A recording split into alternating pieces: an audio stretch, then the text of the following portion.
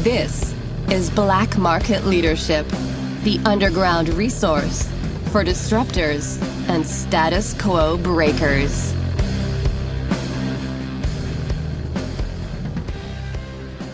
Hello, everybody. Happy New Year. It's the very beginning of February. I hope everyone's doing great. Thanks for coming back to Black Market Leadership. I am very excited about today because today we're going to do something very unique. As some of you know, that I've talked about reviewing movies and films and series and really plucking out lessons that could be applicable to you as a manager, a leader, a business owner, or just a living person. Well, today we have a guest, a very special guest, David Johnson of the David Johnson Show, which he had me on, I think, a couple of years ago. Hey, David, could you introduce yourself? Yeah, good morning. Thanks for that intro. David Johnson here, host of the David Johnson Show, which is my passion project, and also founder and CEO of Forbes Life Group. And just love business, entrepreneurship, and everything Kevin talks about, and can't wait to get into this. So the cool thing is David's a veteran too. So I think we're going to have I'm a veteran, David's a veteran. So this is going to be a really interesting analysis of the series. It's on Apple TV. It's called Wecrashed. And so we're going to go through this step by step. We'll just give you an overview. We're going to talk about the characters, just some highlights, some points, I think some major points in the show. And basically, this is just a discussion between David and I, because I think there's a lot of things that you can pluck out of this. If you're a business owner, if you're a leader, a manager, there's some really, really incredible points. So we're just going to have a nice little conversation. So saying that, I have to put this out for the audience. This is a show. It is a fictional show. Even though it's based on real people, I do not believe that this is the actual truth. So when we talk today, we're talking about characters of a series. So gotta make that very clear. We're not talking about really Adam Neumann. We're talking about the character of Adam Neumann, how he's portrayed in this series, Wecrashed. So saying that, all right, David, you watched the whole series. You probably watched it twice like I did. What are your initial thoughts? Oh, wow. Loaded question. But number one, it was just exciting to kind of see the portrayal of the company, WeWork or for kind of from start to finish, if you will. I learned a lot. And coming from somebody who's, raised money in a venture setting myself for a tech company back in the 2010 days, I could somewhat relate to that process. But just a lot of business lessons that I'm sure we're going to dive into, but mainly just kind of how much money he raised, how he was running the business, and kind of just his attitude or his behavior, if you will, over the whole thing was just eye-opening for me. Yeah, to me, I love the business aspect. I mean, I love business movies. There's another one, The Founder, with Michael Keaton about the starting of McDonald's. Fantastic movie. We even did an analysis of that. I love these business movies, these business shows, because it lets you see how the sausage is made. It's not always pretty. There's a front end, there's a back end. I really like the show because, you know me, I like behaviors, I like the people aspect, and oh my Lord, there are so many dynamics in this show. Adam, his wife, the COO, Miguel, and of course, the antagonist, Mr. Cameron, who I'm sure we're going to get into. But what's so fascinating and brings us back to military, I think it was there's a philosopher of war called Karl von Clausewitz. He was a Prussian philosopher. He's quoted all the time. No one ever reads him, but he's always quoted. He had this saying that it was so, I'm totally paraphrasing, but a strategy takes on the character of its leader. So when you look at WeWork and you look at Adam Neumann, those two, there's a reason why WeWork is uncontrollable. It's because of Adam Neumann's uncontrollable. So that to me is just the people aspect. If you really want to know the power personality of, oh my God, yeah, just the power personality, how he can affect people, how can it can affect your decision making. This is a fantastic, fantastic series. Okay, David. Adam Neumann in the show, good guy, bad guy, or in the middle? What do you think? I gotta say in the middle, because again, if we would talk about how he's portrayed in the show, before he started WeWork, he seemed to be a true hustler, but in a good way, pounding the streets. You saw him with, backpacks and luggage, selling door to door, trying to hustle in a manner to, just get off the ground and kind of launch his entrepreneurial ventures and business ventures. So he clearly had that mindset about him. One thing that kind of dawned on me is, they raised a lot of money. I think from 2009 to 2013, they did, don't quote me, but like 4 funding rounds, rounding 600 million. And, that's got to go to your head a little bit. When somebody going to write you a check for 600 million, you're on the cover of Forbes, you're doing all these, big New York City interviews, that's kind of got to go to your head a little bit. And he had that big vision and wasn't maybe focusing on the number side. Like there was one scene in the movie where it's like, yeah, we did 1.8 billion in revenue. Then Miguel comes in and says, yeah, but we spent 1.9 billion. So a lot of factors that can kind of go into that play. But like you said, probably played into his attitude and his kind of psyche a little bit. Yeah. So for the audience, if you don't know what WeWork is a it's a co-working space. It's a space where you go, you're surrounded by people. They have tables, happy hours. They have booze. They have snacks, and it really is. It's like living in a dorm. And as they say in the movie, it's about like living in a dorm. And if FYI, I work at a place called Galvanize, which is like a WeWork, and I love it. I absolutely love it.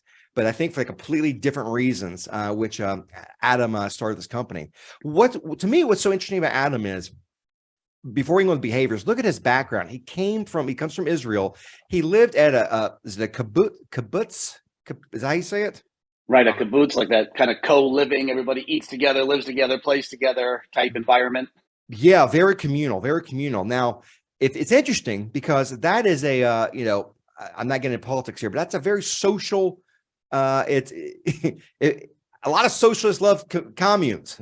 Say that. They like living, it's very collective. It's very collective. And what's so funny is he is in the United States making a business out of a collectivist idea of being around people, changing the world. And what's so interesting is that, it's real estate. He's selling space, but he has in his mind that this is a mission, this is a purpose, that he's getting people aboard it. You're not there to work, you're there to create a life, an experience. And oh my gosh, it's so true. It really is an experience. So I always find it kind of unique that he's selling this collectivist idea in a country which, used to be based on, individuality. So to add on that, I'll actually, there's a quote that I read somewhere on WeWorks, and I wrote it down to say, it says, "We buy large chunks of space in huge metropolitan office buildings, deck them out with desks, walls, kegs, and then sublet to freelancers, mid-sized companies, and startup founders at a premium month-to-month contract." They said they don't sell space, they sell community. So that was kind of what he was doing. And in this kind of gig economy and, millennials, if you will, to everybody come together, you could have a lot, maybe more affordable than getting a standalone office, long-term leases. So the business model, to your point, like you used one, I've used one in the past, the business model was definitely there and it's still there today. The business model. Let me go back. The audience, the customer. You said it's a gig economy. It's a changing economy. No more 70s, 80s, and 90s. Working in little silos. It's openness and it's an experience. It's trying to make work fun. To me, I was thinking, it's like, God, that's genius. It really is, because work can be boring if you're not in the job that you love. So why not elevate the experience? It's just the experience though is borderline fraternity. It's like it's what I don't know. It is. Yeah. I don't know. I think some people would I don't know. I guess they advance, they age, they mature over time, but sometimes you don't. But I don't know. Well, yeah, it's like you said, you belong to Galvanize. My story a little bit. I belong to one in downtown Phoenix, where we live in Phoenix, and the concept is there. It goes back to the question, was it executed properly? Was the culture there? And maybe was it cool to begin with? And then maybe did he outgrow? And another thing that hit me real hard, kind of slight shift of gears, is I think it takes a certain type of personality to get a company like this off the ground.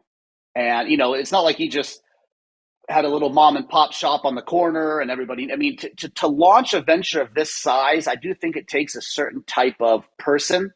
but then is it that same person that can manage it and grow it once it reaches more milestones and matures?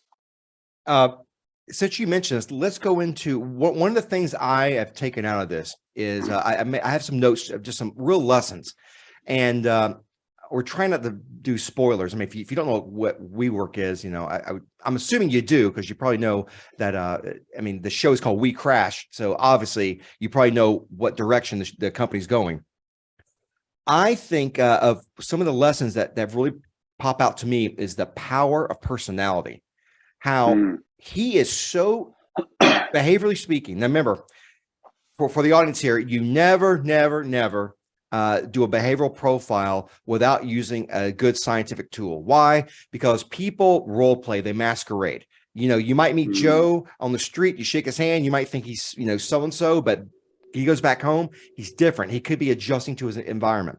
But we're watching a show here. We're watching a show which allows you to see the character in the most private time of their life. So we're taking license here. Behaviorally speaking, I think he is extraordinarily unique for these reasons. One is, what's his biggest trait? Extroversion. He is a people-oriented person, but he's so intense. He's so inspirational, motivational, that literally you get around him and you could have the worst day of your life, and you get around him, and this guy be like, you know what, David, you're a winner. You're going to do anything you want. And you're like, yeah, man. So he has that real people-oriented intensity, but he also has below that what we call a high dominant. He is both a high extrovert and a high D. David, believe it or not, he has your profile. He's just much more intense. Yeah.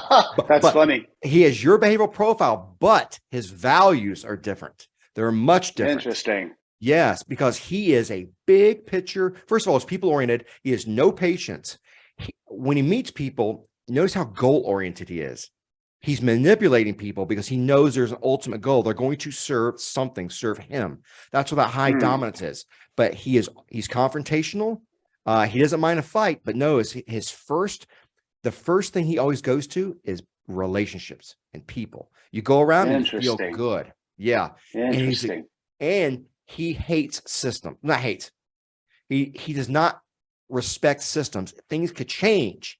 And this is what's so fascinating about him. Do you think it's a shocker that he would make a business made on the idea of a communal setting, given that he is all people oriented? No, it totally makes sense. He's so fast paced. He has no patience, and he likes just really making things up as he goes along. Are you shocked now to know the complete chaos inside WeWork? Because that company reflects him. Fast paced. Rapid growth, big, bold. Ask me the details. I don't know the details. We'll figure it out later. So that's how I see him. I don't know. What do you think? Interesting. Well, genuine question, something popped into my mind. Do you think people like that can have like everything you just described? That's my personality persona at work, but at home I'm different, or you're kind of just, that's who you are in life in general? So great question. So when you do the behaviors, there's really three things you're looking at. You look at your normal, we call your basic natural self. Even when you watch your show, Adam has that energy. You know, when he wakes up, I remember that one scene, he wakes up, he's like, he's screaming out loud. And right. That's him. That's literally him. Some people though will adjust that for work, and if they adjust it, interesting, and it's like writing with your dominant hand and then switching to your non-dominant. You can do it, but it comes off artificial. And this is where his wife comes in. She does a lot of role playing. I got to say this though, when I talk about behaviors for the audience here, we're talking about how a person acts, the manner for which they're acting. We are not talking psychology. There's a lot of psychology in this movie. I don't do psychology. That's a very dangerous territory. You know, they all have some issues. You see through their backgrounds. I'm just talking about the behaviors. But interesting. But notice he's so intensely people oriented, and look who he surrounds himself with. People who support him. This is the other lesson. If this is the great lesson about business, about friendship, he makes his own echo chamber. These are people who reflect his ideas, his premises, and if challenged, they will acquiesce to them. Interesting. And again, I think there's a certain necessity for parts of his behavior to get a company like this off the ground and to have the vision and everything like that. But one of the downfalls is, say he has a co-founder like Miguel in the movie, and the behaviors that Miguel tried to, well, I shouldn't say behaviors, but advice or changes Miguel would always bring to Adam and say, hey, we're losing money. Maybe we should do this. Maybe Adam would always just shut it down, and he didn't really have that kind of yin to his yang, if you will. That's right. And so who would win? Adam. Yeah, I mean, it's not by accident. I mean, I don't know. It's probably not intentional, but people. It's funny in relationships. Opposites attract. Usually, you'll find people who have the opposite behavioral profile. But in business, though, people usually go to the same, but not here. Adam is attracted to Miguel, and he says it because Miguel will work for free, and he needs architecture. He needs the architect to support him. But notice what Miguel does. Miguel is kind of a reality check. He's a guy who does not have high dominance, and to my understanding, this is not real life. The real life, the Miguel is very much different.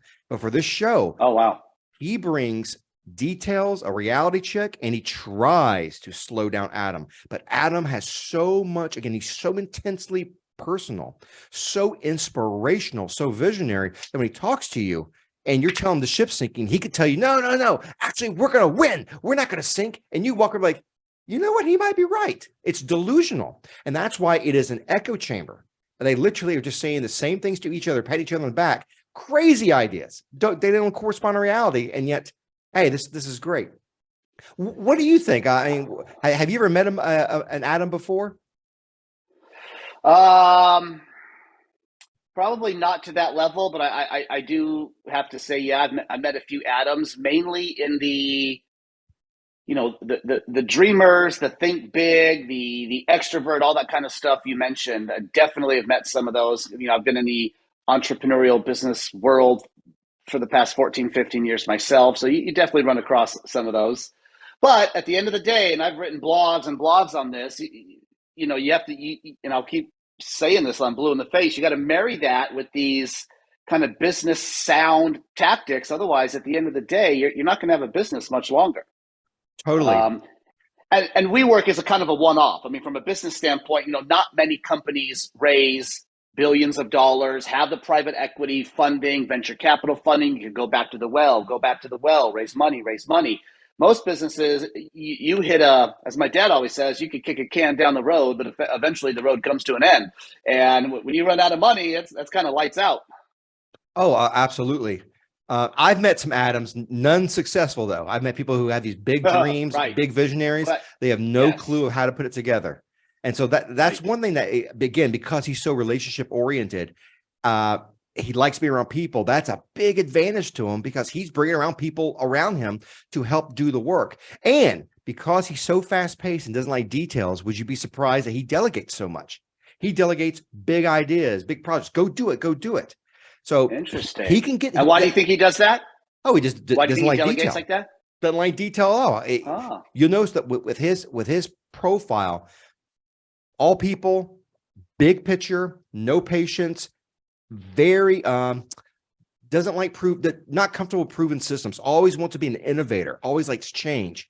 But what you find is when people become so intense in their behaviors, they like change just for the sake of change. I mean, we start the show with WeWork. No, it's what's the first company? Green. Is it Green? Yeah, I forget the name, but I went through a few. Green Desk. Right. I think it's Green Desk. Oh, right. We go to Green Desk and we go to WeWork. And at the end of the show, we have WeWork, We Grow, We Live.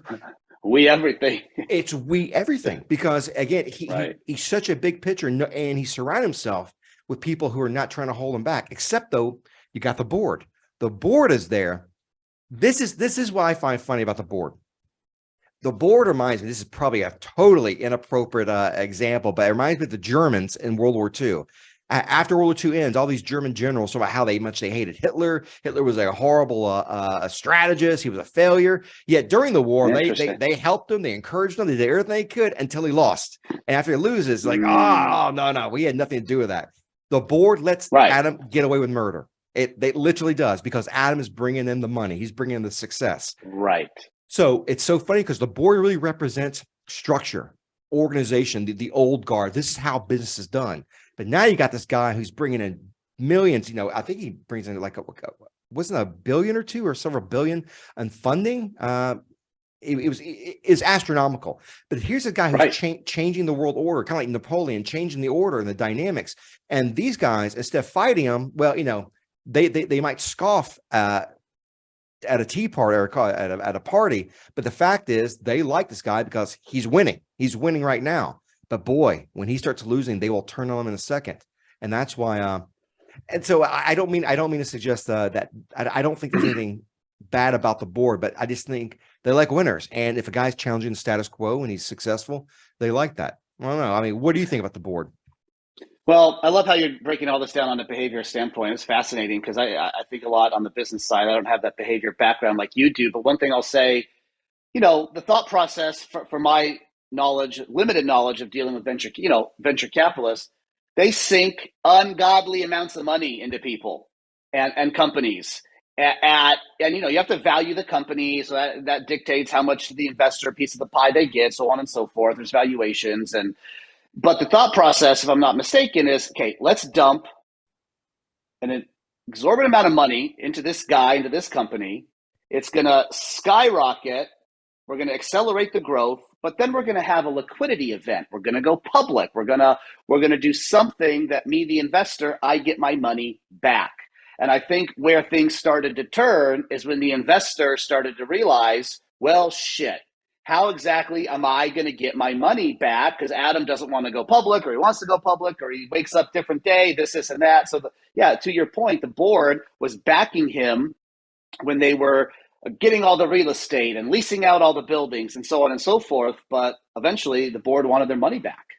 Well, yeah. And again, this goes to power personality, because what Adam was doing, because they weren't public, they're still private, but the board could still see the financials.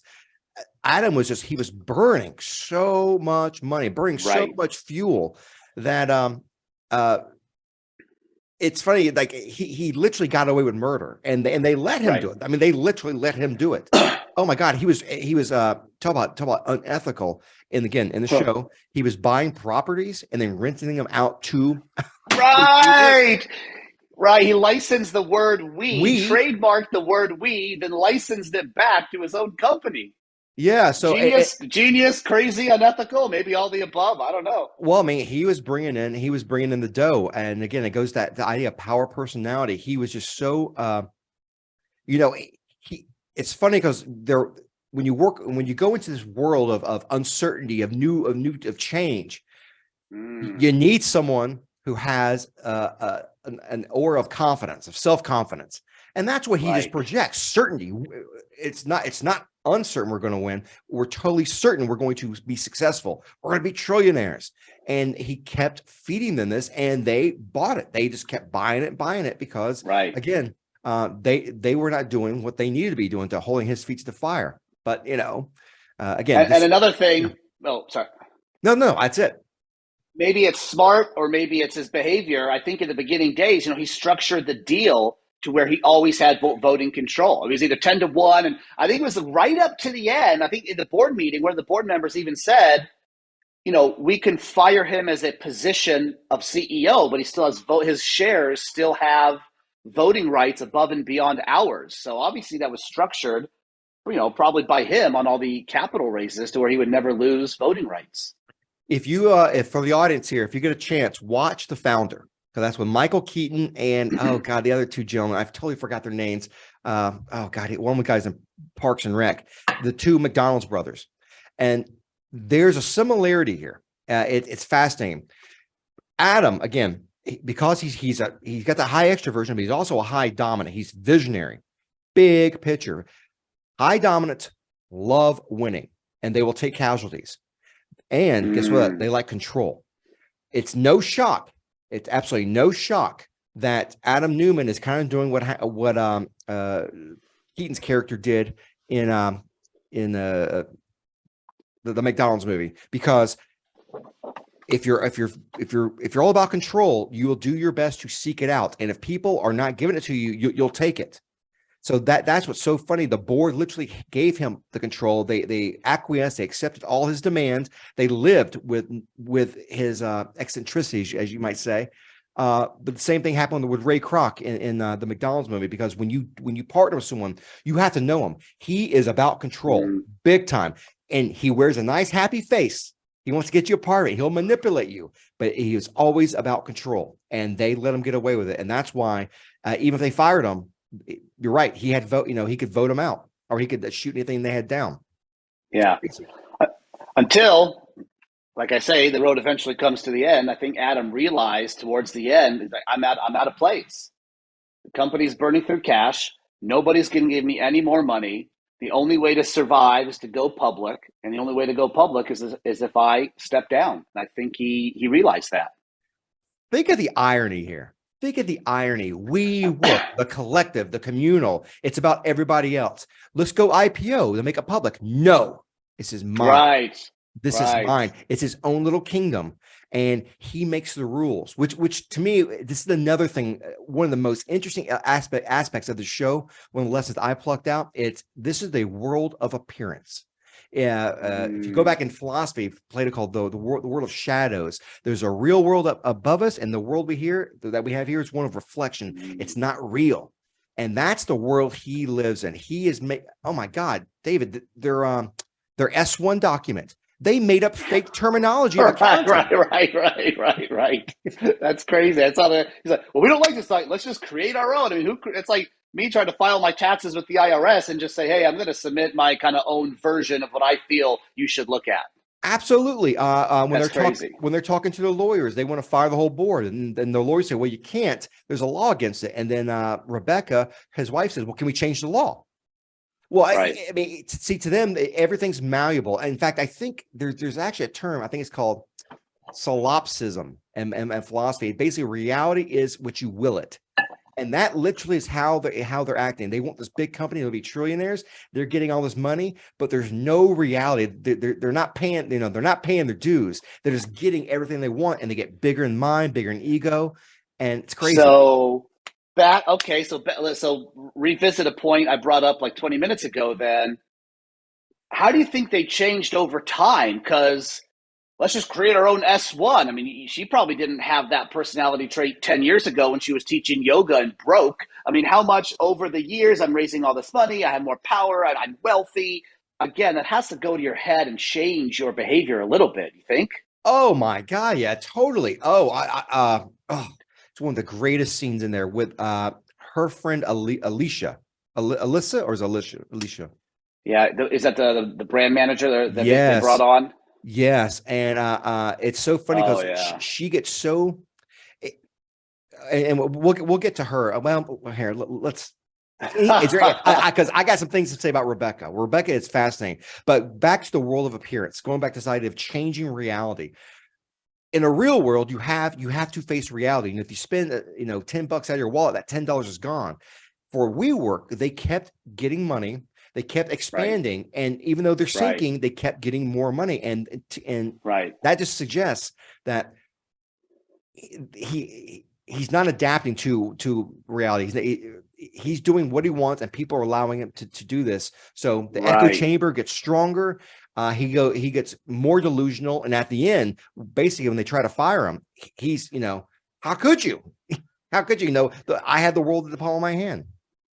Yeah, you don't have to. And then a business lesson, and I learned this years ago. And you just reminded me, when you raise that kind of money, you don't really have to learn to be frugal. Example: I launched a company during COVID, and I, out of necessity, had to be frugal. I was funding it out of pocket. I don't have deep pockets, so every decision, it's like, ooh, that costs $2. Ooh, do I really need it? And this guy's like, it's 200 million, write the check, buy. It's like he could always go back to the well and get more money. And in reality, for most business owners, I do not believe that's the case. I think you're totally right. I've worked with two different types of chief executives. One who gets money from VCs, and one who is family money. The people who get from VCs is other people's money. Okay, we'll spend it. We'll get more. On the other Right. side, if it's your family money, your money, when you pay for something for the company, you mentally, I'm not trying to psychologize, but mentally, it's like taking it out of your own wallet. 100%. It is your own. No questions asked. Yeah. So it's completely different mindset. Right. And that mindset will affect your decision making, how you, it affects everything. So, And there was a scene in there where I think you went to one of the big banks, Morgan Stanley, don't quote me. And the banker's like, yeah, your net worth is this, but all your money's tied up. Let's get you a personal line of credit. And now, boom! Now, personally, he has access to. So there never seemed to be a shortage of cash for him until the very end, and then hit the brick wall. okay, I'm gonna throw out a trivia. This is a trivia question for you in the audience. Ooh. Connect this movie to the movie Patton. Oh, the movie Patton. Yes, connect this series to the movie Patton. Connect as in similarities, you mean? Yeah. There's a connection. Does it got to be? Yeah. What? Well, I was just going to say that win attitude. I don't know that's just hard charging attitude behavior. No. When you mentioned he went to J.P. Morgan and the line of credit, he meets Jamie Dimon. The actor playing Jamie Dimon is Campbell Scott, the son of George C. Scott. I didn't pick up on that. Yeah. So when you're watching the series, people, that's George C. Scott's son. Yeah. So yeah, I did not pick up on that one. We're going to keep going, but I just want to recap for anybody listening. Yeah, if you haven't heard of WeWork, drive around town. You might see one in your city, but this was a great show on just having an idea, launching a business, and as it pertains to a company in our kind of modern day era and things of that nature. Absolute great series. I thoroughly enjoyed it. Same here. And I would tell you one of the things that I really, really enjoy about this series is I think it's fair. And what I mean is it shows you, I think before watching this, I think like a month ago, I watched a documentary about WeWork, and it's just, it's a crazy roller coaster ride. But when you watch it, you hear about things Adam Neumann did, and you're like, oh my God, this guy's, he's crazy. He's a psychopath. Right. No. Right. But when you watch the show, though, it shows you the characters in a way that you can, I don't want to say empathize. Well, yeah, you can empathize, but you see the logic of their decision making. They're not crazy people. They have been brought up a certain way, they act a certain way, and they have been reinforced a certain way. So it totally makes sense of what they're saying and doing. So let me ask you this then: if you had to say yes or no, or caveat with a maybe, but, comma, etc., would you say Adam is intelligent? Oh yes, absolutely. Right. But hold on. But you have to define what you mean by intelligence. I mean, is he a numbers kind of guy? Is he an IT engineer? Of course not. He's intelligent with people, with big picture, with getting people on board. They're different types of intelligence. So yeah, he's good at what he's good at. He's not an engineer. That's why he's not an architect. That's why he brings on, he invites his COO, Miguel. Right. Do you think being a big visionary like that equals you have a certain amount of intelligence? No. Oh, no. I know a lot of visionaries who have no clue how to put it together. I mean, if you're going to be successful, having a vision is one thing, but knowing how to put it together is a whole other. Right. It's a difference between daydreaming and just, I don't know, working your real life. You can always, I want to create the next greatest military academy in the world. That's my dream. But if I have no clue of how to put it together, then it means nothing. So it's just, yeah. I agree. What do you think? Do you think he's intelligent? I do think he's intelligent, and full disclosure, not really. I've never done a deep dive into him and read his full-on biography, but how he's portrayed in the series, you got to hand it to him. He got it off the ground, and most people can't even do that.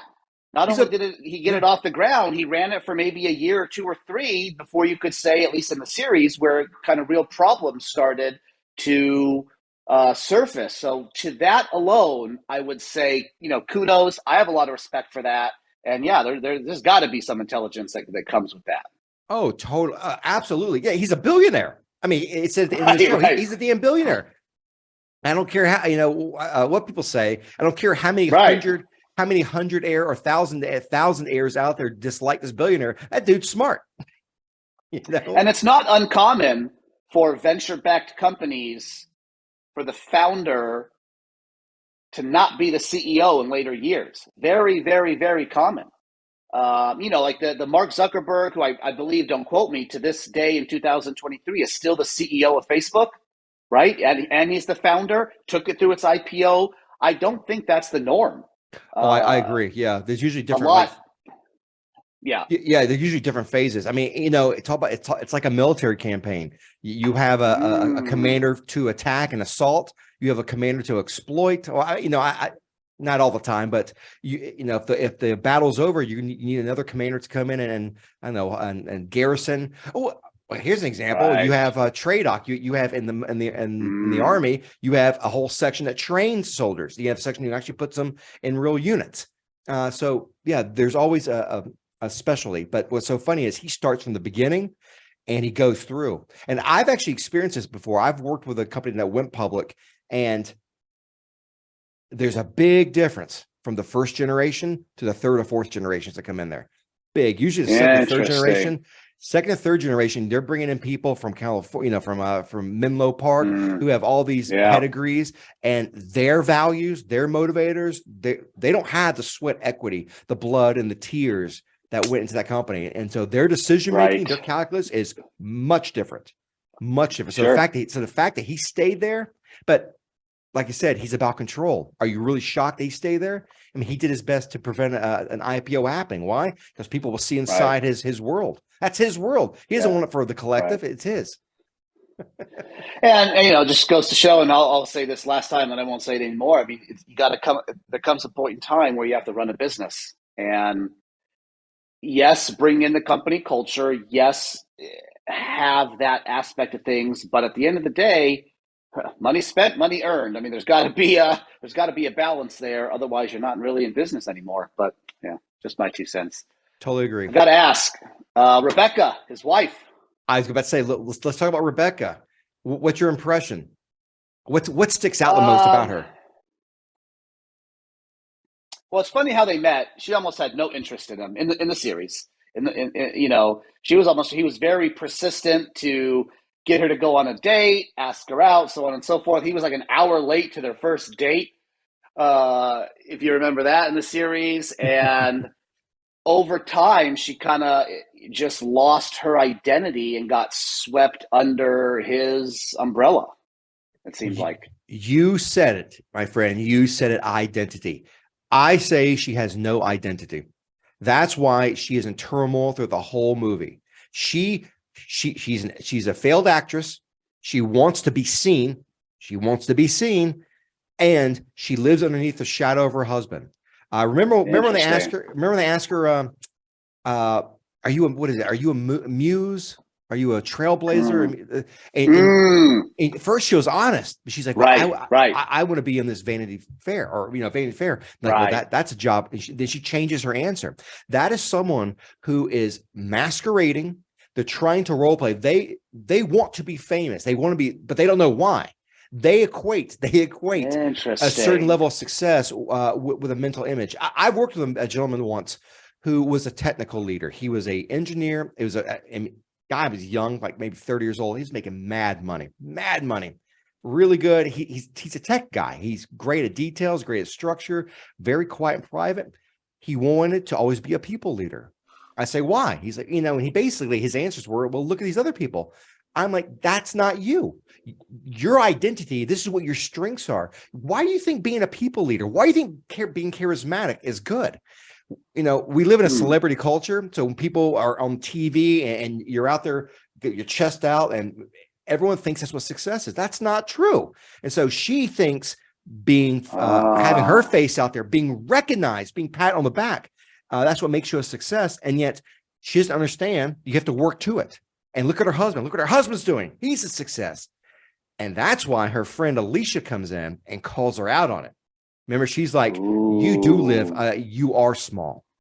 And it cuts her. You just see it's palpable. And it's so true. Why do you think she starts WeGrow? WeGrow is ridiculous. It's a ridiculous idea. Teach entrepreneurship to 5-year-olds. You know, there's certain requirements. You need to read. You need to do math. She's such a free spirit, but she's not interested in education. She's just interested in doing something and being somebody. So I was a big rant. No, I love it. This is fascinating for me. We should do this every week. But anyway, so you're saying she wanted success. Success to her meant like the fame and the glory, and I'm on the cover of the magazines. She never got it, failed through her own life and acting and everything. Yeah, wow, that's super interesting. I could totally see that. And she does, and thing is too, she compliments Adam. Adam is high extrovert, high dominant. She is not a high extrovert, and she's not a high. I don't think she's a high dominant. She likes to follow. She likes to be very supportive, but she still has an ambition that she wants to do something. That's like, remember they do the photo shoot, not the photo shoot, but they do the red carpet and taking the photos. And one of the ladies has to pull her aside, like, are you here? Oh, right. She said, "Oh, spouses are over there." So over here, yeah. And you see her face, and so that's why she wants these special. She wants to do We Grow, all these crazy ideas, and her husband, like the board, says, "Yeah, sure, we'll do it. Whatever you want. We got all the money in the world." Do you think she had influence on Adam, though? Oh my was God! One of the few that could get through to him. Oh, master of delusion. David, I'm grabbing your face here. You are a supernova. You are a supernova. Adam's got a dumbass idea. You can do it, baby. You are a supernova. It is the worst echo chamber. Well, they're on the beach, and that's where she writes out. They're brainstorming on the beach. She has the whiteboard. We cycle, we finance, we're going to fly everything in the world. We fly, and the board. Yeah, there's one scene. The board. How do we go from a co-working office space to a bank and airlines? And Adam's like, yeah, that's a great idea. Yeah, and she just wants to be.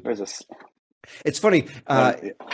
She wants the glory. She wants the win, but whatever you say, Adam worked. Adam did his best to do it, and it's not till the end though. She change? She realizes her identity. She is a muse. She actually comes to terms with it near the end, but she's always and why this is important for the audience. You got to know who you are, and there's no right or wrong answer, but you got to know this is who I am. These are my strengths. This is what I want out of life. If you know that, you're going to be happy.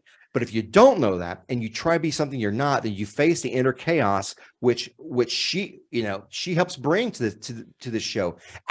He's facing the public, he's facing the board, he's facing a lot of pressure, the internal people, and then he has to go back home and face his wife who wants to be doing something else. Pressure. Yeah, crazy. And even more so, and I am far from a relationship expert, but even more so in relationship, like you said, you got to know who you are, what you want out of life. I mean, maybe in business and your career, but also back home in the house. Maybe she had,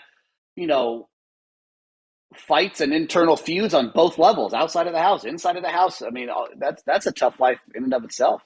Always live under his shit. Yeah, that's right. And again, it's the danger of having an echo chamber when you're surrounded by, I hate saying yes men or yes people, but when you're surrounded by people who always agree with you, who don't push back, who don't bring reality checks, you dive deeper into just utter delusion. So, I mean, when they write the S1, she puts pictures in it. She changes the language. And even Cameron doesn't say this is like a kid's book. It's juvenile. Right. So I do want to say this though. I think there's a really important point. I feel like we're bashing the hell out of them, which I think rightfully so in certain ways. But look, this movie, in a sense, and I know we'll get to Cameron, but Adam really represents idealism, the idea of a vision of things that can be, and it's so about people and the energy they bring, and they can do it. Do not let this show beat you up on idealism. Idealism is fantastic. We need it in life. This show just shows the excess. It shows you when you don't have reality as an anchor, and you're so idealistic that literally you don't care about the facts. You try to make them up as you go. You manifest them, as they say in the show. You just manifest reality. That's not the real world. And if you go down that path, you're going to face a calamity like these people do. Interesting. Have you met somebody in life that has that, what you just said, not facing reality type, but doesn't have the money to back it up? In business, I've met You know what? Yeah, I'll give you an example. There was a, I'm trying to think how to say. Because while you think, I'll say, because again, I go back to this, they had all that money to back it up. No, not that. I was thinking more of identity. I once worked with a person. I did a behavioral profile on them, and this person always thought in her life, and she's probably 50, 55. She always thought that she was the leader in the room, had to be the leader in the room, always wanted to take charge for whatever reason. Did a behavioral profile. That's not her. She's more comfortable and being supportive, but she's put herself out in bad positions, taking charge when she didn't have to because she felt that she needed to. And she was literally masquerading, and she had different companies and they all failed because she was always trying to do more than, look, you don't have to be the whole car. You could be the right wheel, the left wheel. You could be the engine. You could be the steering wheel. Every part has a specialty. If you master it, good. Bring the people around you who know it. But you don't have to do the whole thing. And she tried to, and it was just delusion. And it makes sense that, she wasn't really a happy person because of that. Does that kind of answer your question? It does. And I love the analogy of the car because it's like, if you're the engine, don't be the brakes. I mean, everybody has a role to play. And that's part of also working in a functional team to grow a business or in a relationship in and of itself too. You can have different roles in a relationship. Again, don't quote me, I'm not the relationship expert, but but everybody kind of does have a role to play. And if you understand those roles, I think everything works together a little bit more coherently. Yeah. And it's great. And it's great work because, when you do what you're really good at, success, you thoroughly increase the chance of success and return business. And so that's why you find what you're good at and you stick with it. And then you compensate by getting other support if you can. If you can't do it right now, then you work your way up to do that. But the idea is if you're a good developer, develop. You don't have to be selling. You don't have to be doing finance or accounting. Learn to develop and find people to do that work for you. And if you have to work your way up to it, fine. Just don't lose sight of that focus, I think. So do you find people with Adam's behavior profile, can they work well in teams? Say they're not in a leadership role or the head of a company or an executive. Can they function well in a team? That's like asking, can you function well in a team given your behavioral profile? I mean, I have for sure. But okay, I'll relate this to me for a second. You asked a question. As I put myself in the hot seat here. Right before COVID, I was involved in a team environment, but I had no say-so in anything. I had all these ideas. I couldn't do anything, so I left.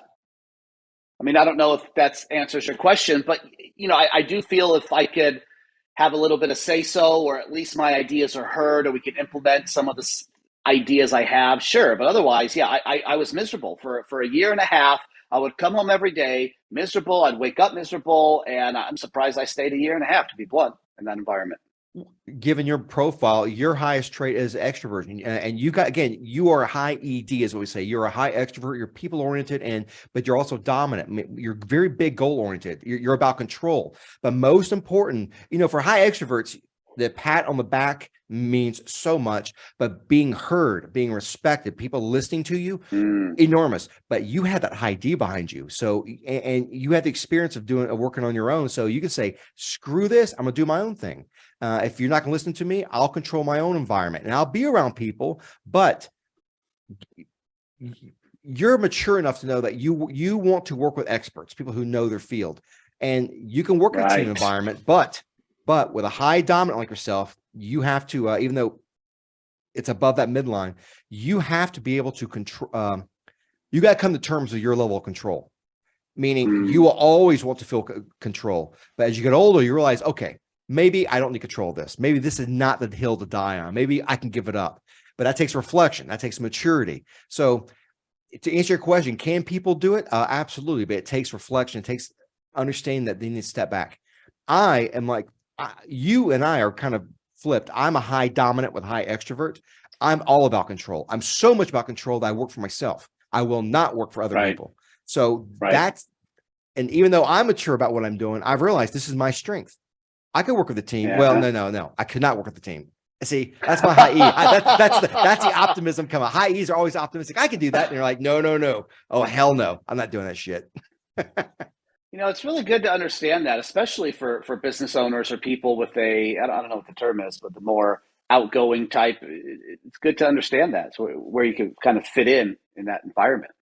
Yeah, one thing that's really important about our profiles is if we're in a team, if you and I feel that we're being misled or our leader's incompetent, we will take over. And you'll do it nicely. I'll just intervene and like, hey, look, he's not doing it. I'm going to do it. Wow. That's the difference. So you got to know, and this is what I'm writing about in my book about chaos. Different behaviors need different levels of control, and there's certain behaviors that are all about control. And if you have them on your team, they can be a wonderful, wonderful asset. But if you don't know how to use them, oh boy, and if they smell wheat, well, I hate saying wheat, if they smell blood in the water that you're not doing what you need to be doing, they'll do it for you. And now you have anarchy, you have a loss of control. You have people trying to retake control despite you being the boss. So that will happen. So you just got, like you said, you got to know who you're working with. So Adam's he's all about people. He can bring in the big goals, the big money. He's got his wife who's very supportive of him. And she's delusional like he is. She reinforces his delusion. And by the way, in the show, they're both basically crooks. I mean, they're both liars, aren't they? In the beginning, I say crooks, but they're both liars.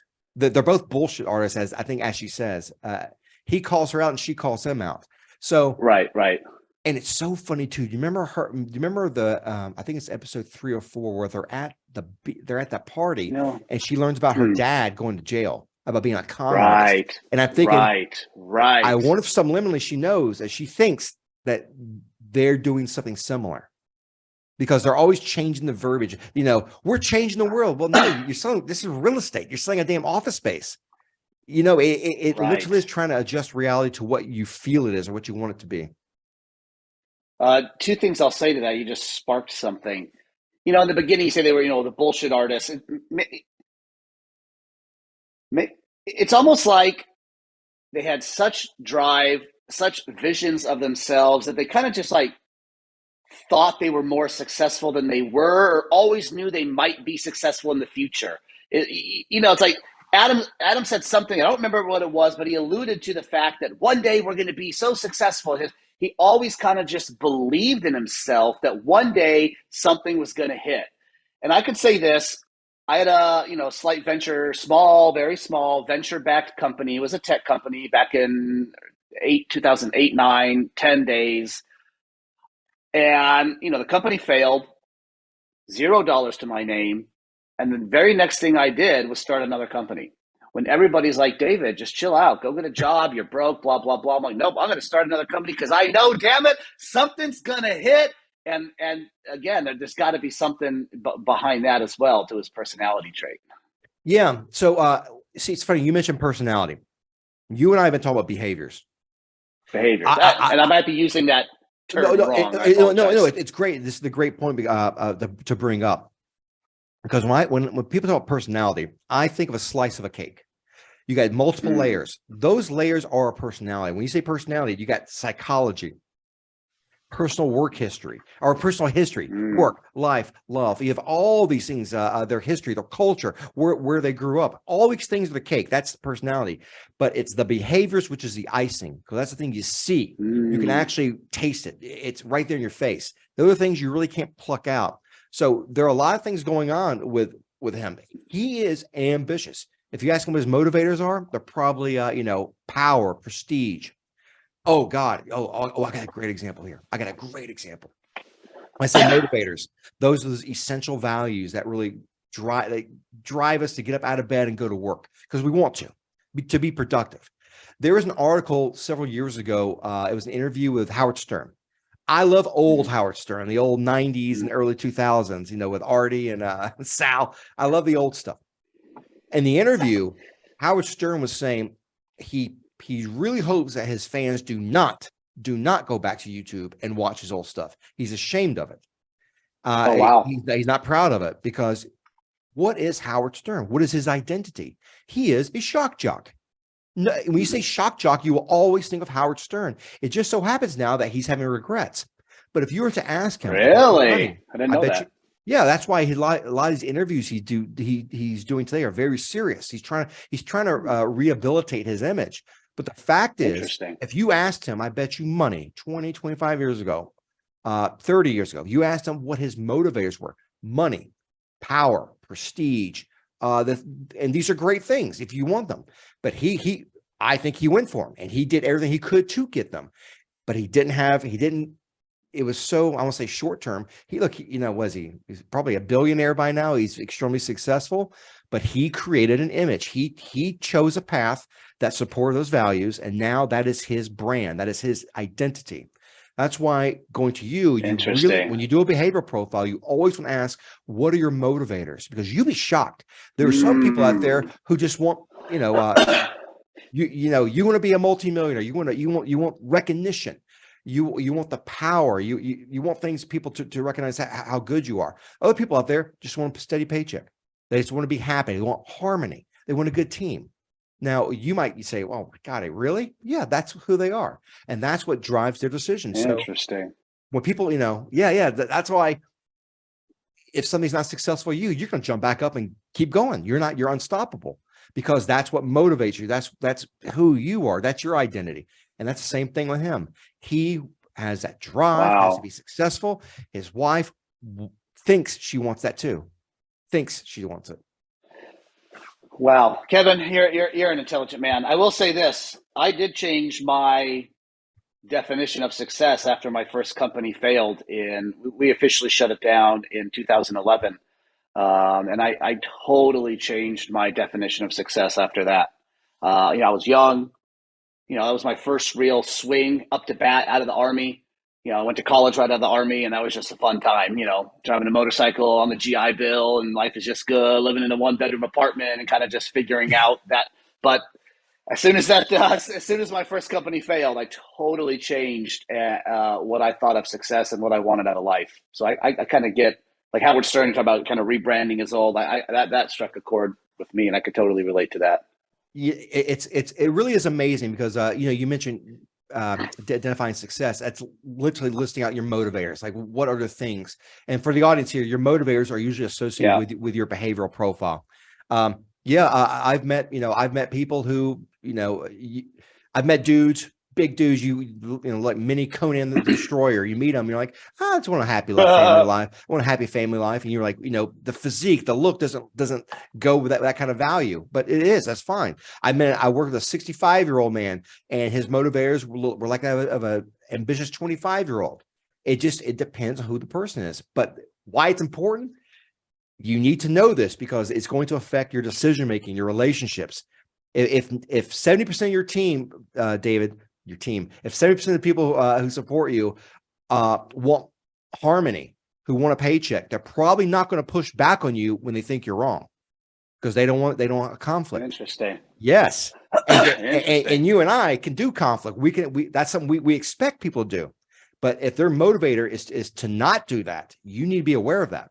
So you can push them and actually push them like, hey, David, I know this is uncomfortable for you. I need you to be honest. Tell me, does this idea suck or not? Fascinating.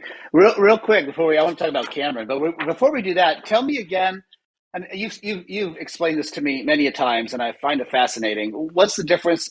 You talk about, say, a cake is the personality, behavior is icing on the cake. You could see and measure behavior. Mm-hmm. So, like, what's an example of a behavior and a personality? Can you refresh my memory? Well, a personality is just a big general. It's a. I'm trying to think. Like I'm nice. A personality? No. A personality it's a basket. There are different elements in it. When you say personality, it means psychology. It means their personal history, where they grew up. Even behaviors are part of your personality.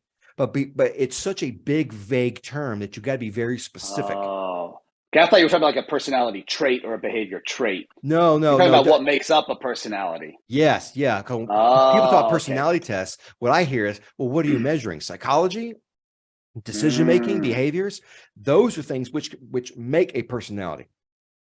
Got it. Does that make sense? I get it now. And then so that's personality. Then talk about behavior for a second. Yeah, all behaviors is how it's the manner of acting technically speaking, it's our emotional Manner reaction. of acting. Yeah. So Got it. some people are fast. Adam Newman in the show, loud, boisterous, right? Is compare him to his to Miguel. Very different. Got it. Miguel's interest in details. That's a behavioral trait. That's not Adam's trait. So everyone has a certain profile that focuses that has emphasizes certain areas over others. That makes sense. That makes a lot of sense. I get it. Yeah, there's really not much to talk about Miguel. I mean, he's a nice character. He's like a stick in the mud. He's just there. Yeah. What about Cameron, the investor? Oh boy. Tell me, what are your thoughts about Cameron? What do you think? Well, again, I tend to approach things from a business standpoint, and from a business standpoint, I mean, I think he's right on a lot of fronts. I mean, even early on, he kept going to his partner in the investment firm and be like, "Hey, what are we doing here? Why are we doing this again? What's going on here?" And then towards the very end, he really stood up to Adam and said, "Hey, you are effed up. Your P&L's effed up. You're spending too much money." And he stood up. But again, his motivation was take the company public, have a liquidity event. I want a return on my money. Yeah, Cameron. Cameron is a very unique behavior. Again, I'm doing my best to I'm doing what you don't do in the real world, and actually, look at someone and just assess them. But I think this, Cameron is a high dominant, and he's also a high conformist. Cameron is about control, all control of the big picture and of the perfection of the outcome. He is not nearly as extroverted as Adam. Because he's a high dominant, he is confrontational. I mean, he gets nasty with Adam. And what's so interesting about Adam is Adam, because he's a high E, even though he's got a high dominant, even though he's a high extrovert, he is a people-oriented leader. He's about bringing people together. Cameron is a mission-oriented leader. And when you work with them, yeah, mission-oriented leaders. I am a mission-oriented leader, even despite I have high extroversion. It's about the mission. It's about the goal. And mission-oriented leaders will look at people-oriented leaders and say, "You guys are a bunch of flakes. We're here to do real business, real work. Stop patting each other back and let's get down to it." And what's so fascinating about Cameron, in my view, is Cameron. This happens for every high dominant, and it happens to me. It's not what we say; it's how we say it. Cameron comes off as such an asshole. He comes off as really negative. And that speech he gives at the end, he's right. But he's absolutely right. But the way he says it is so dismissive.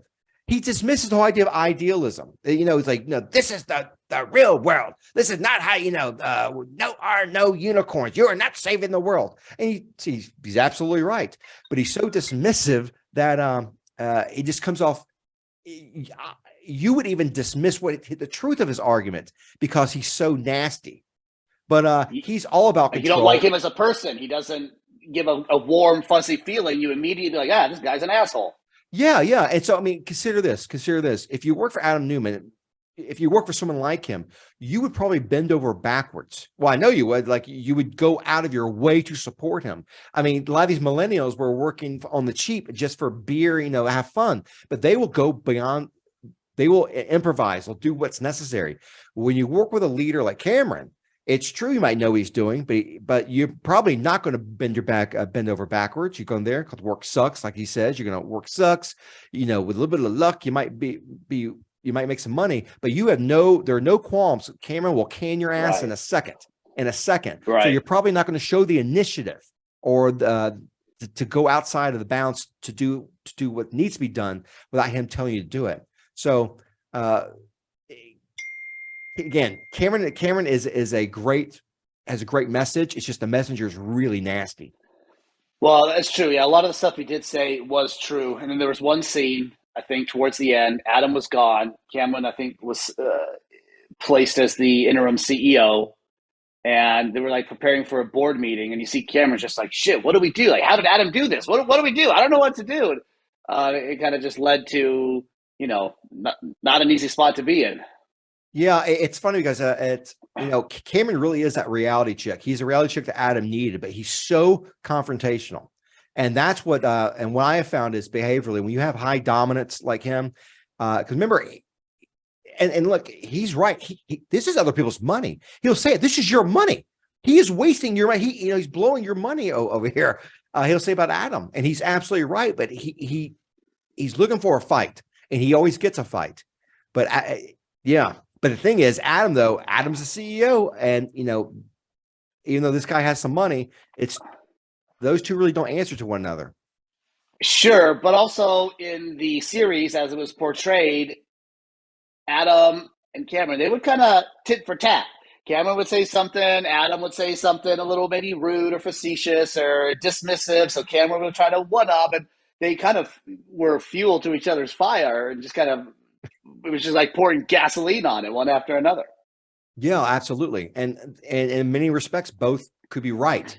And in certain respects, Cameron's job was to slow Adam down. But man, the fact is you couldn't slow Adam down. I mean, everyone tried to. So you needed a Cameron there. I mean, again, he could be nasty, but man, it was telling the truth. This company is burning. I think at the end, I think they said, God, I think in one of the last episodes, I think they were burning $54 or $58 million a month. Oh no, it was a month. No, it was a week.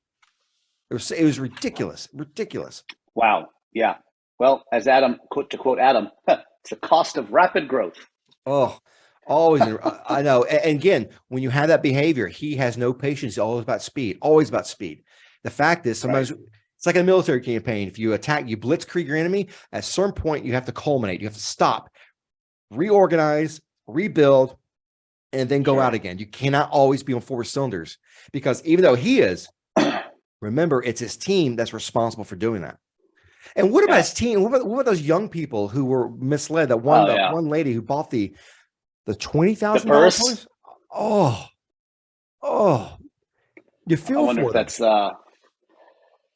well. It goes back to there's a lot of topics on this. I actually listened to a podcast on this yesterday. The psychology of money. What does money do to you? All these young people thought they were going to get rich, and there was a scene there when some of the early stage employees that all had equity in the company, they were drinking tequila. Well, what are you going to do with your $5 million? What are you going to do with your $10 million? And when you're that young, talking about, I'm going to step into $10 million. Well, you know what? Fine, I will go buy that $20,000 purse. Even though they didn't actually realize the money yet, it wasn't in their account, but that's got to play on your brain a little bit. Yeah, there's the one. It's the end of I don't know what episode, but where Adam's drinking beer and he leaves the tap on. That water just keeps going, and it just these people are doing. Literally, he has set a culture of ask for forgiveness, not permission. And in essence, this is basically just deficit spending. This is spending money that you do not have. And if he's doing it, and he has the veneer of being successful, they're going to do it too. So don't be surprised when your people actually mimic what the leader's doing. Right.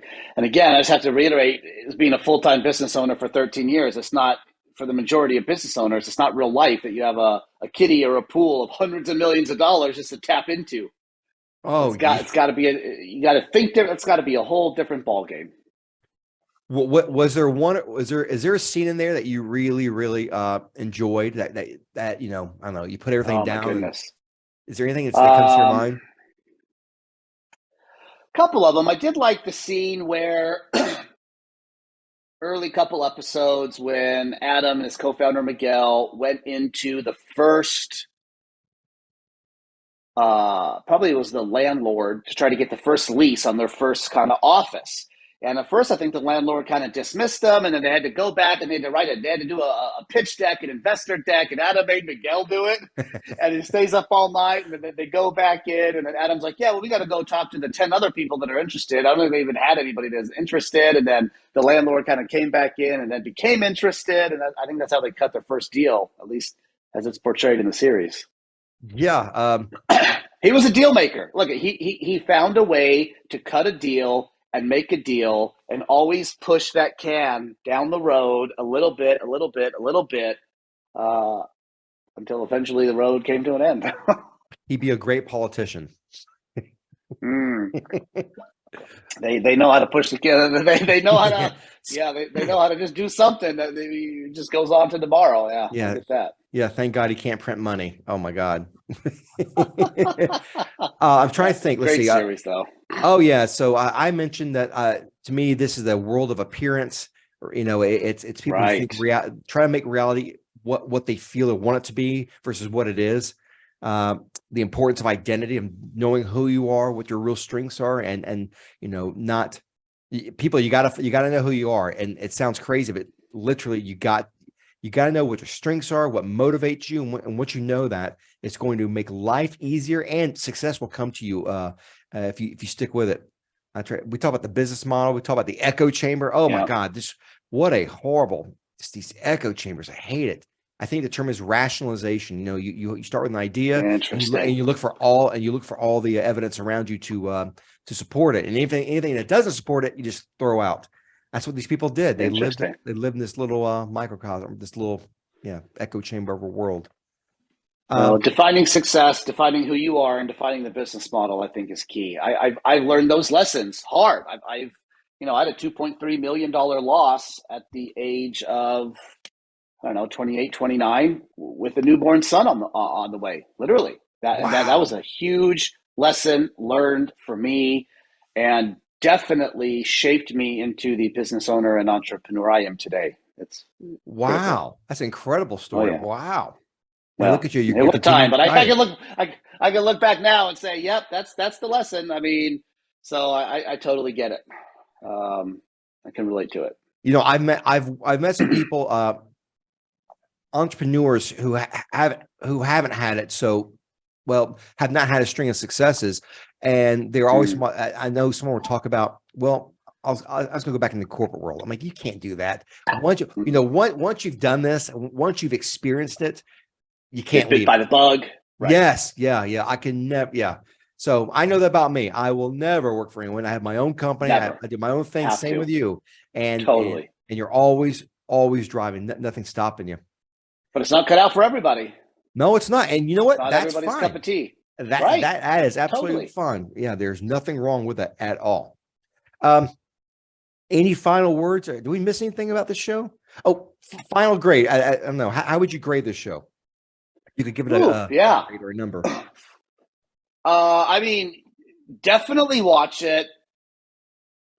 Entertaining factor there. Business lessons there. Whatever reason you probably want to watch it, you're going to get something out of it. Definitely 8.5 to 9 out of 10 if I'm going to sit on the grading scale.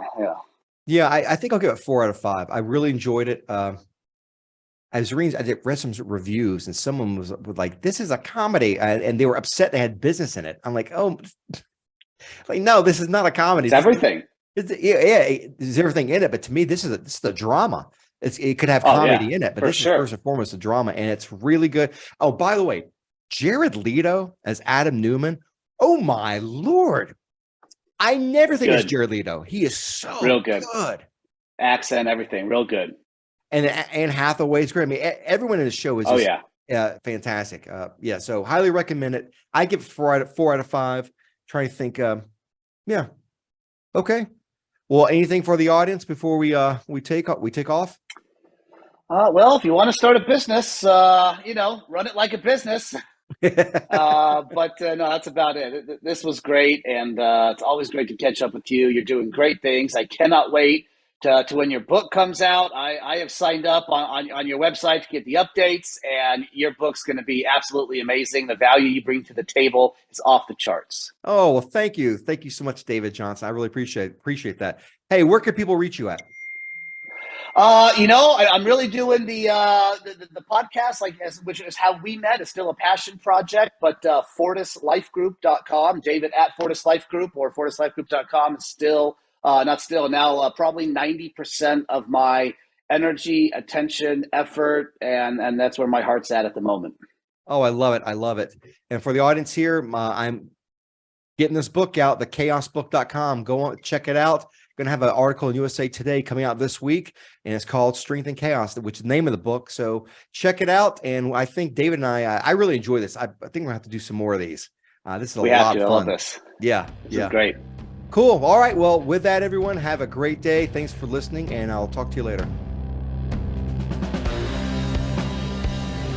If you like this content and want to hear other things like it, head on over to the website at blackmarketleadership.com. That's blackmarketleadership.com. There you can subscribe to the podcast, and you can even create a free members profile